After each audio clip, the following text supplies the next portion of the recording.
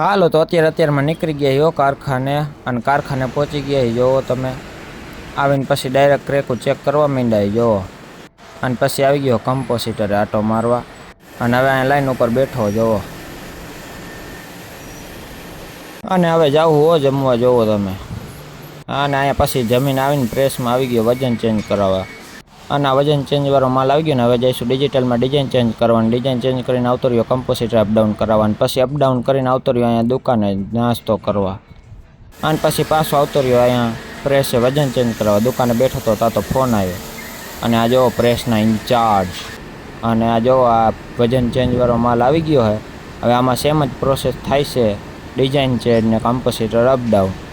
અને પછી જો આવડો અહીંયા ક્રેકું ચેક કરે હો